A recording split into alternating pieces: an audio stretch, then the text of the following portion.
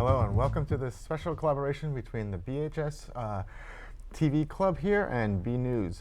I'm BNEWS Director Rich Hosford, and today I'm joined by three of our high school students who spent a lot of time here. So the last couple weeks, or last couple year and a half, pretty much the one thing that everyone's been talking about is the presidential and state election.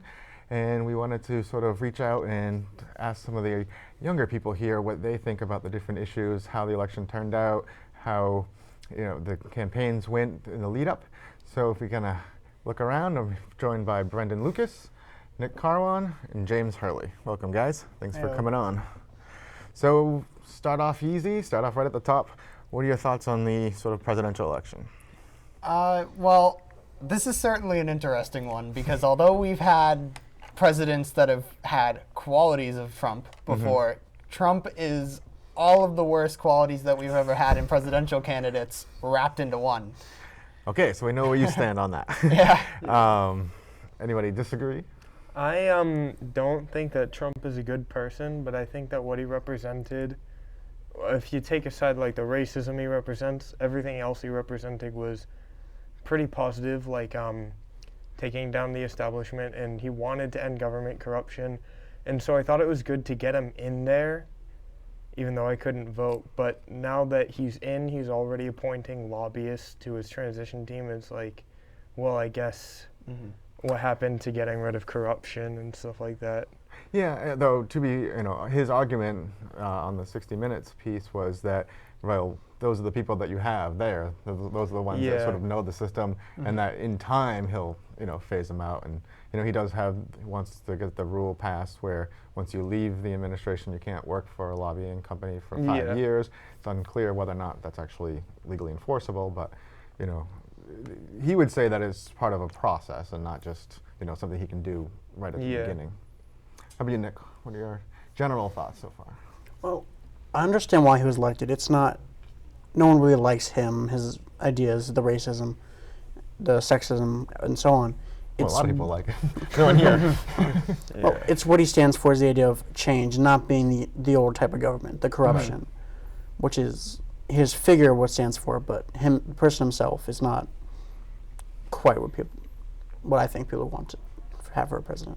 And what did you think of the tone of the campaign that the two major candidates ran? Who do you think hit it right, or who do you think was bad on both sides as far as just like their attack ads, or do you think that maybe Hillary Clinton was more inspiring than apparently much of the electorate?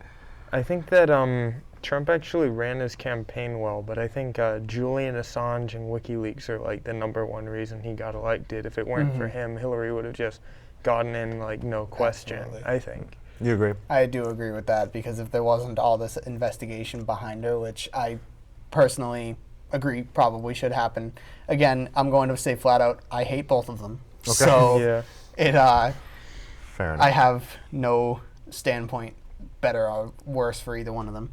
And I think the investigations were the main reason that Trump got elected, because it was a matter of, sure, he might not be the best, but he's certainly not the worst either in most Americans' eyes. And you think that the sort of vague announcement 11 days before the election by FBI Director James Comey, Hillary Clinton herself pointed to that as a reason that she may have lost. I mean, the votes in the swing states were really close. Like, he won in most of the swing states, right? And not by very much at all. Right. So the popular vote was in her favor, but he destroyed the Electoral College. So like that was surprising. That might have had an effect, especially with such a small margin. But I think most people who voted for him were going to vote for him anyway, whether that happened or not. But since the margin is so small, maybe it did have an effect on that 1% of his voters. Yeah, and I think the other argument is not so much that the whole FBI email thing switched people from Hillary to Trump, but may have just kept enough potential Hillary people home that they just didn't show up. Yeah, that So, too. You know, it dropped because she actually in most of the swing states, or I think all of them, got a lot less votes than President Obama did in 2012 and 2008. So we know there are the Democratic voters there. They just didn't come to the polls. So it's been just a little bit over a week since the announcement. We talked a little bit about the transition, but what else? What are you seeing now? What are you sort of paying attention to? Both sides are angry about what happened. Well, not both sides. One side's angrier than the other. And That usually happens in an election. well, but the other side's still attacking them for being so outraged. And yet the other side will claim that if Trump had lost, it would have been worse. The rioting would have been. I feel like we're completely overreacting as a nation to this Yeah. entire thing. Yeah, Like, so a lot of protests, a lot of major it's ridiculous. coastal, little more liberal cities, big turnout. So Yeah. don't agree with that part of it. No Some one should people need a from- safe space for something as stupid Yeah. as the presidential election, Especially this one. especially this Yeah. one. Yeah, I think I don't think that the comparison of Trump to Hitler is like meaningless, because just the strategies he used to get people to vote for him, but he's not going to gas minorities or anything like Very true. completely absurd like that. I could see like the comparisons between the two, like on the matter of, like you said, his campaign and stuff like that. The whole, back when Hitler ran, he promised to build Germany back up because, of course, they were in ruins after World War I. And that's kind of what Trump is promising, to make America great again. Yeah. That much I can see, but anything further than that, I And think it's just him being so overreacting. like boisterous about stuff. But Yeah. I don't think, like, I don't even think he's that racist. Like, he's very anti-immigration, and he says stuff like deporting, which is like probably a really bad idea. But I don't think, like, if people were coming from Canada illegally, I think he would say the same thing about the Canadians. It's possible. You don't think that it was just a way of sort of tapping into a sort of long-heated sort of resentment among some people in the the population that he sort of hit upon? Yeah, Right. that was probably some of them. I think based on Yeah. how he went right back on his word as soon as he saw he actually had a chance. I Yeah. feel like, it was to get people's attention so that he could be seen as a Yeah, legitimate yeah. candidate, and then That's- he didn't actually believe really that. mean anything he said. For most of the election, Well, that is. Sorry. for most of the election, every time the news turned on, it was him rephrasing what he said in a debate, or basically going back on all of his comments for the most part. I didn't mean this. No, I meant this way. Yeah, there was a bit of clarification after the point Yeah. where it seemed like, he said one thing and then tried to sort of repackage it when he Yeah. started getting a lot Yeah. of questions and pushback. Give it a little political spin. So, I mean, he did run a lot of the campaign, a lot of his was on the theme of, immigration. What are your thoughts on, the claims that he made, the deporting everybody, to the claims that he's making now, deporting the 2 to 3 million criminals, as he puts it? What are your thoughts on that as a campaign point, and what do you think he's going to do now that he's, been elected? I feel like it was a smart campaign point because, as we mentioned, it got the public's attention and it kind of put his space in the election, like even back all the way back to the primaries. It put him in the space of like an actual competitor, I guess you could say. But as for the actual claims that he made, I feel like he can't do any of them because once he goes in front of Congress or once he goes in front of the Senate, they're just going to laugh him off. Like, Well, but the Republicans do control both of those. Yeah. Right. But question is, how many Republicans actually agree with Trump's ideas? because you got to remember, not even the party themselves didn't even want to take him at first. Yeah, they went into turmoil, just deciding to back him, not back him. Well, if they, have a president, they see that this is what people, the voters, their voters wanted, these claims that he made, do you think that will put sort of more pressure on them to sort of go along with them? When you win the presidency, you sort of are saying, well, this is what the party wants. Guess so. Yeah. But I think the Republicans have made it clear that this is not their representation. This is just the best they could get. Yeah. Yeah, well, a lot of them were jumping off when it looked like he was losing, but they seem to be coming back, back around now. Apparently, even today he had a meeting with Mitt Romney, who was pretty critical of him throughout the entire campaign. All right. Another thing that he talked a lot about, national security, ISIS. What are your thoughts on how that was played during the campaign, and any idea what He might? flip-flopped on it, right? I agree on the position he flip-flopped to, I think, which is the extreme betting stuff. I don't agree with, like, don't let them all in, or Yeah, don't let he's- any of them in. He's kind of walked back from his, a ban on all Muslims, as he put it. Yeah. But do you think that we should do more in regards to military force in Syria and Iraq against ISIS? I don't know if I know a lot about it. Yeah. I feel like I want to say we shouldn't be over there Mm-hmm. because I feel like that makes them angrier at us to have us present Yeah. in their Yeah. country.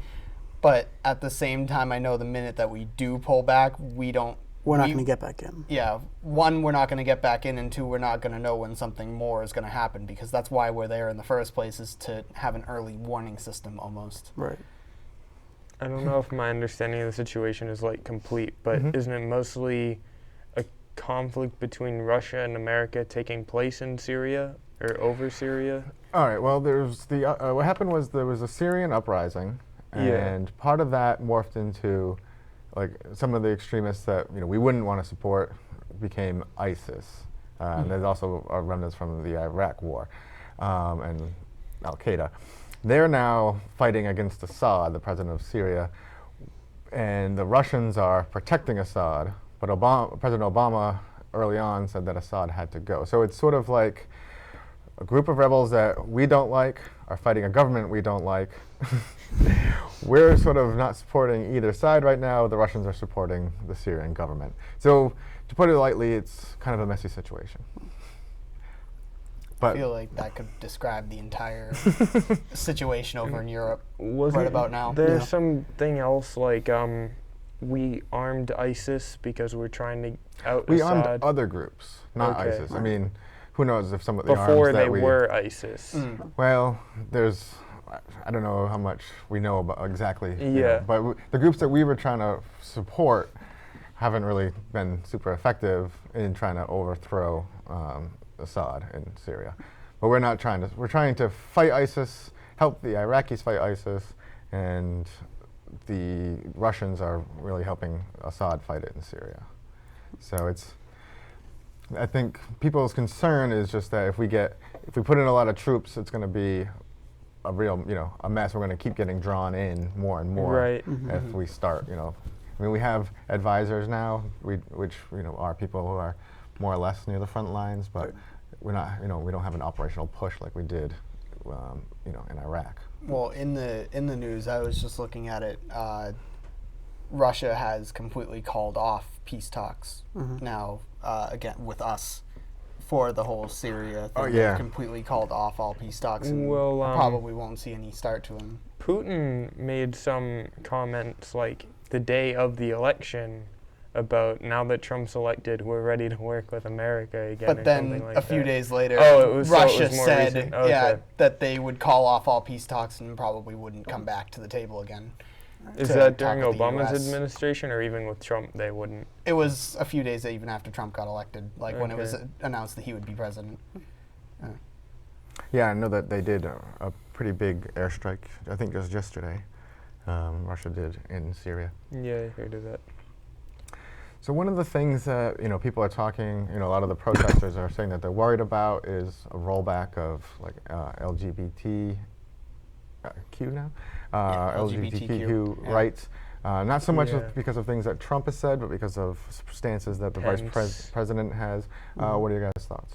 I've heard ridiculous stuff about Pence, like conversion therapy. Can we just remind ourselves here that the vice president does virtually nothing? Yeah, I So know. there's really- Right. Well, I it know. depends which vice president you're talking about. I don't know how much of the Bush administration you remember, but it was pretty clear that Dick Cheney was actually pretty active behind the scenes. I suppose it Yeah. really depends on Right.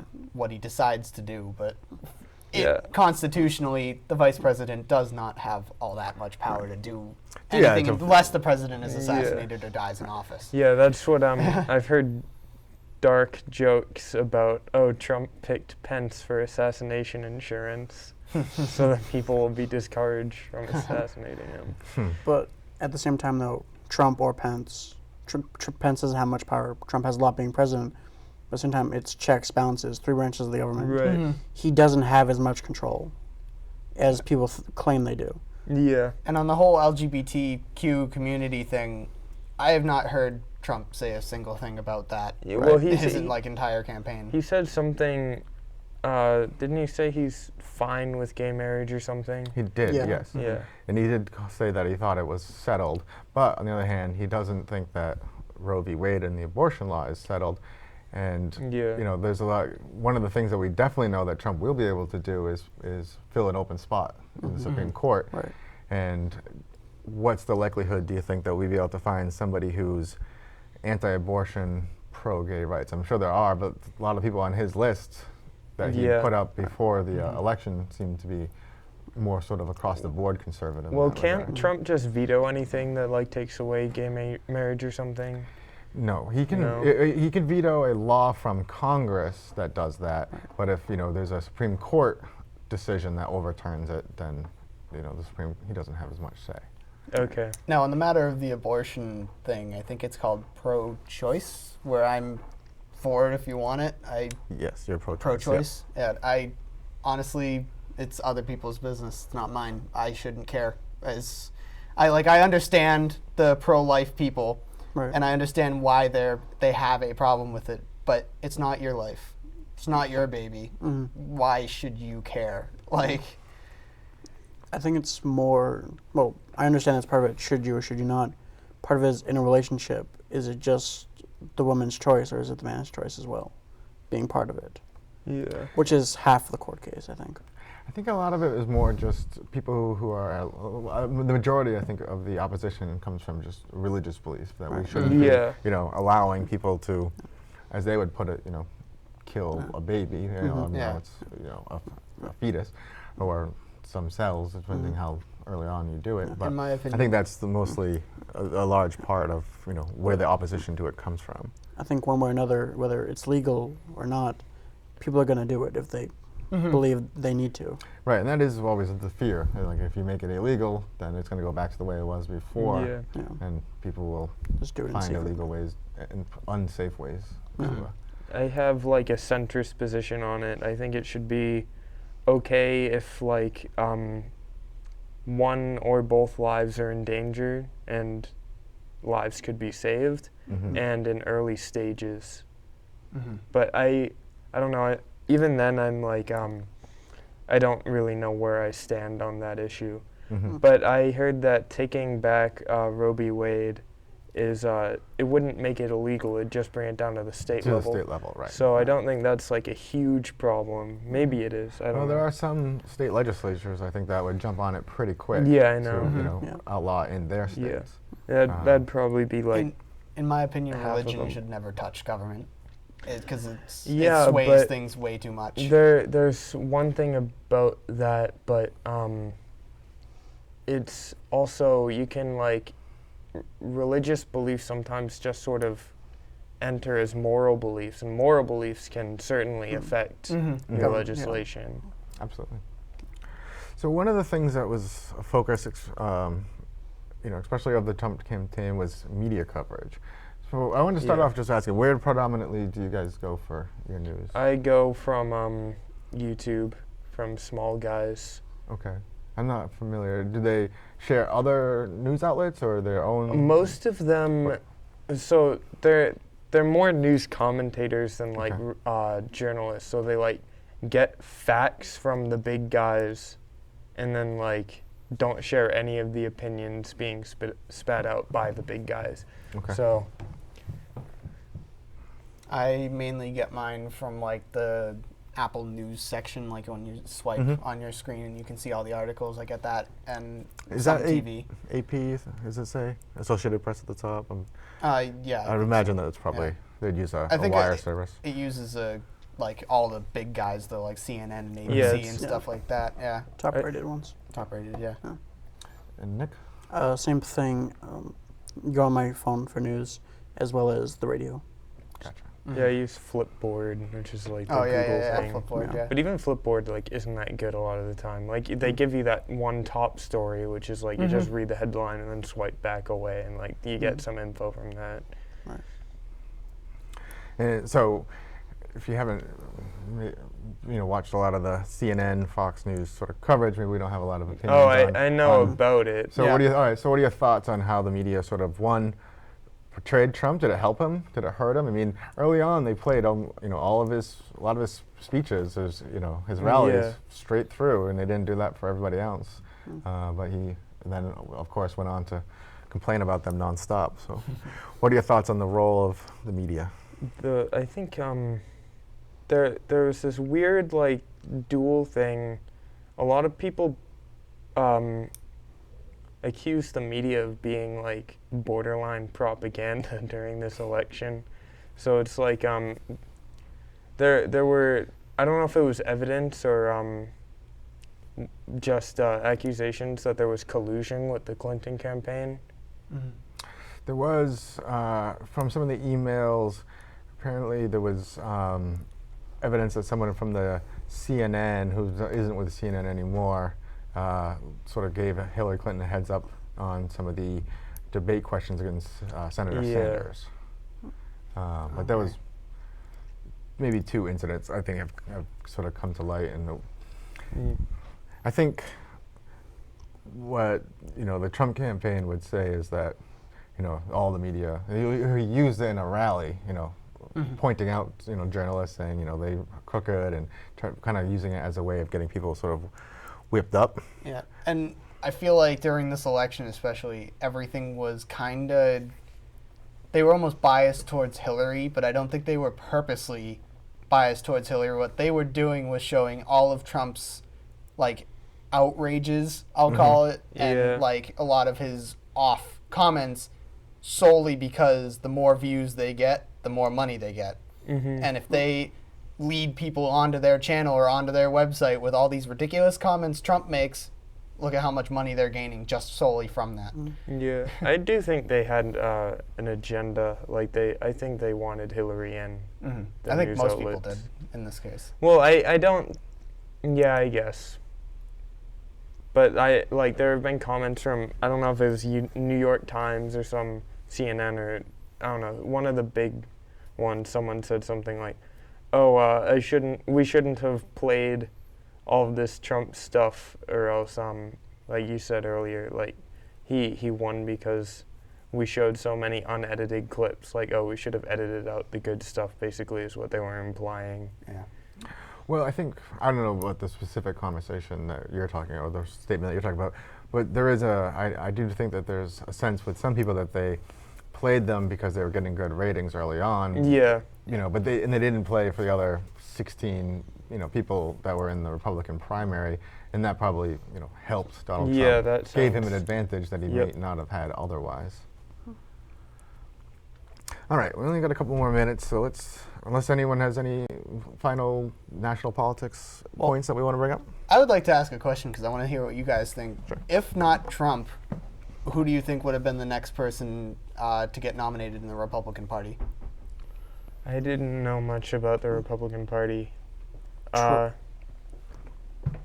my opinion, Trump stole most of the media coverage. I'm saying if Trump wasn't even a part of this election and we just had the remaining members of the Republican Party, who do you think would have got nominated? Exactly, I wouldn't know. Yeah. He took up so much of that, you didn't hear about the other candidates. I think it would have so I'm not probably really sure been they Marco Rubio or Ted Cruz. Yeah, Would have made it that far. I believe that seeing the voters that came out, what they were looking for was somebody who was a little bit more of an outsider than like a Jeb Bush would have been. I think Ted Cruz would have had a good chance.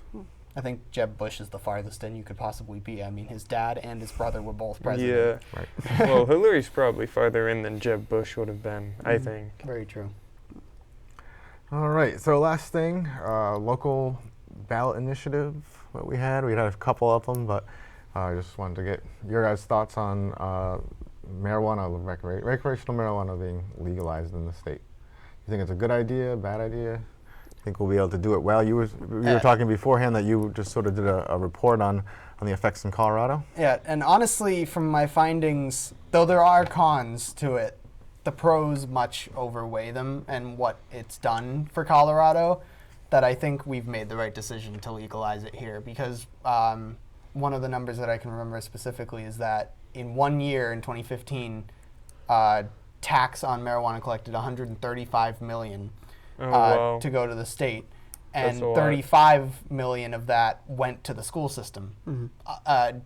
upping the quality of their schools to almost one of the best in the nation, almost, or That's best in the that's state and actually stuff like pretty that, best in the ironic because nation, one yeah. of the concerns is that everyone's going to be like high on marijuana in classrooms and stuff. And it's actually really funny because another number I was looking at was teen usage before and down. after it was legal didn't change. I mean, it went Oh, up it just a didn't little change. bit, but it stayed Yeah, relatively yeah. close to where it was even after it was legalized. I would have suspected that anyway because like it's probably not that hard to get, right? Even though it's illegal. Like Right. Yeah, I would say it's a pretty prevalent, even when it's not allowed.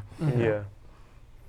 So overall, think that it should work out. I was for it even if it had even though the health effects might be bad or whatever, like it's not like it's a lethal drug or anything. Right. Like Well- it's a gateway drug, but I think most of the reason it's a gateway drug is because it's illegal. Right. So I mean, I think there are less cons based on how Massachusetts chooses to regulate it.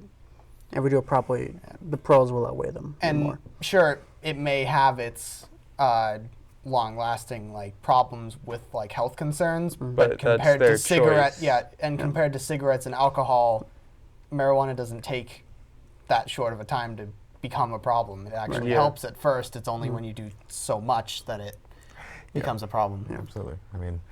Obviously it can be something that people overdo, but you know, You that's, can And that's overdo their fault, anything. not the drugs. Yeah. That's what I find media, and even when we when we go to one of those assemblies where it's about alcoholism or something like that, nobody ever blames the person. Everybody Right. always jumps right to blaming the It's substance. companies, the substance. It's about Yeah. people need to regulate themselves.